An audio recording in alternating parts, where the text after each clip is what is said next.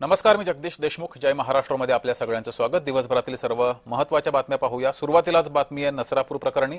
नसरापूर ग्रामस्थ आक्रमक झालेले आहेत. रुग्णवाहिकेतून पीडितेचं पार्थिव हे नवले पुलावर आणले. न्याय मिळेपर्यंत मृतदेहावर अंत्यसंस्कार करण्यास नकार दिलेला आहे. नवले पुलावर 3 ते 4 तासांपासून नागरिकांनी हा ठिय्या मांडलेला आहे. त्यामुळे मोठ्या प्रमाणात वाहतूक कोंडी ही नवले पुलावर झालेली आहे. पोलीस आयुक्त अमितेश कुमारांकडून ग्रामस्थांची समजूत काढण्याचा प्रयत्न सुरू आहे. मात्र 4 तासांपासून हे आंदोलन सुरू आहे. त्यामुळे पुणे बंगळुरू महामार्गावर मोठी वाहतूक कोंडी झाली आहे. बालेवाडीपर्यंत वाहतूक ही पूर्णपणे ठप्प झाली आहे. ही दृश्य आपण पाहतोय. 4 तासांपासून ग्रामस्थ आक्रमक झालेले आहेत. नवले पुलावर आंदोलन सुरू केलेलं आहे. त्यामुळे मोठ्या प्रमाणात वाहतूक कोंडी या ठिकाणी झालेली आहे. तसंच पुण्याचे आयुक्त या ग्रामस्थांची समजूत काढतायत. मात्र अद्यापही ही वाहतूक कोंडी तशीच आहे. ग्रामस्थ रस्त्यावर नवले पुलावर तसेच बसून आहेत. न्याय मिळेपर्यंत इथून हटणार नाही अशी भूमिका या सर्व ग्रामस्थांनी घेतलेली आहे. मुलीचा मृतदेह सुद्धा या ठिकाणी आणण्यात आलेला आहे आणि त्यामुळे प्रचंड अशी ही वाहतूक कोंडी झालेली आहे. 4 वर्षाच्या चिमुकलीवर अत्याचार केला, त्यानंतर या चिमुकलीचा खून करण्यात आला, हत्या करण्यात आली. त्यानंतर हे सर्व ग्रामस्थ प्रचंड आक्रमक झाले.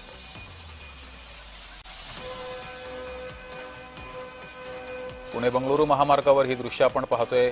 वाहनांच्या लांबच लांब रांगा लागल्या. आपल्यासोबत सामाजिक कार्यकर्ता डॉक्टर आशा मिरगे ह्या जोडलेल्या आहेत. आशाताई, काय नेमकं झालंय महाराष्ट्राला, सुसंस्कृत महाराष्ट्राला गेल्या काही दिवसातील घटना पाहता आणि आजची ही भयंकर अशी ही घटना? काय झालंय तेही कळत नाही. माझी 3.5 वर्षाची मुलगी सुरक्षित नाही, तरुण मुलगी सुरक्षित नाही, कॉलेजमध्ये जाणारी नाही, शाळेत जाणारी नाही, घरातली नाही, दारातली नाही, कामावरची नाही, 80 वर्षाची नाही, कुठंच ती स्वतःच्याही लोकांमध्ये सुरक्षित नाही, बाहेर. आणि अशा इतक्या क्रूर पद्धतीने जर हे होत असेल, एकच मला असं वाटतं, नावाला महाराष्ट्र आहे, खरा हा नतद्रष्ट झालेला आहे. आणि याला कारण शासन प्रशासन या दोन्हींचंही आमच्याकडचं दुर्लक्ष आहे.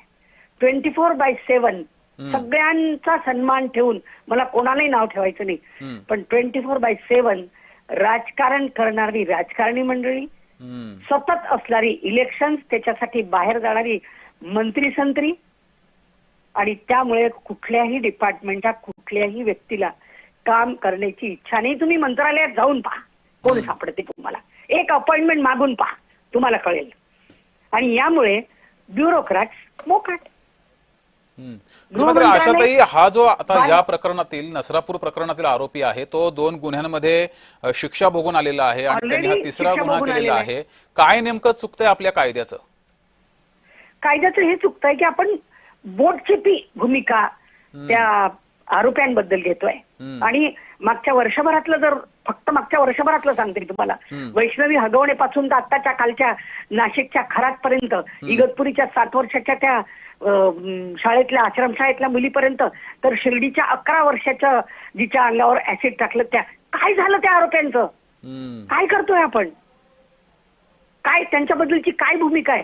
अगदी असं काहीतरी झालं की आपण खूप खूप खूप कलकल करतो, खूप आपण लोकल टीव्हीवरून बाहेरून आतून कल्ला कल्ला कल्ला करतो, आणि पुन्हा शांत झालं की दुसरी घटना होण्याची वाट पाहतो. मला वाटतं आपणच कुठेतरी चुकतो.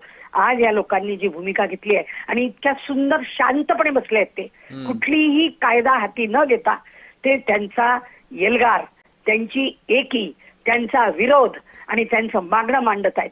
आणि हे असं मांडलंच पाहिजे.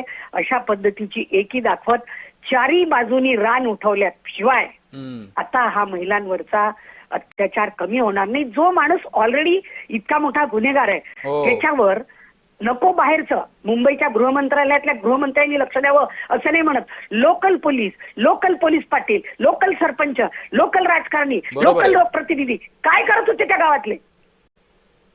कशासाठी निवडून देतो आपण त्यांना? गल्लीपासून दिल्लीपर्यंत फिरा, राजकारण करा, एकमेकांच्या अंगावर चिंतोडे उडवा आणि अत्यंत सुरस कथा आम्हाला या टीव्हीच्या चॅनलवर ऐकवा. याच्यासाठी आम्ही तुम्हाला निवडून देतो.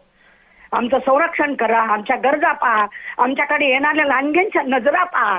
आणि 3.5 वर्षाची मुलगी, मला सांगावं की नाही असं वाटतं, पण तिथल्या पोलीस प्रशासनाकडून कळलं की तिचे अक्षरशः लचके तोडलेले आहेत. निर्घृण, अत्यंत, म्हणजे हा बलात्कार नाही आहे, हा लैंगिक अत्याचार नाही आहे, हा लैंगिक अत्याचाराचा, बलात्काराचा दहशतवाद आहे.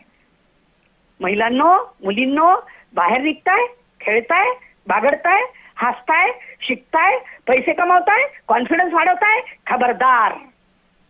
असं काहीतरी वाटतंय मला. मात्र आशाताई, अशा नराधमांची हिंमत होऊ नये यासाठी शक्ती कायद्याची गरज आहे किंवा कायदा अधिक कडक करण्याची गरज आहे? काय नेमक्या उपाययोजना करणं गरजेचं आहे? शक्ती कायद्याची गरज आहे, जो आता सध्या पेंडिंग आहे. त्याच्यासाठी आपल्या माजी गृहमंत्र्यांनी खूप चांगलं होमवर्क केलेलं आहे. मी सुद्धा होते त्या समितीमध्ये.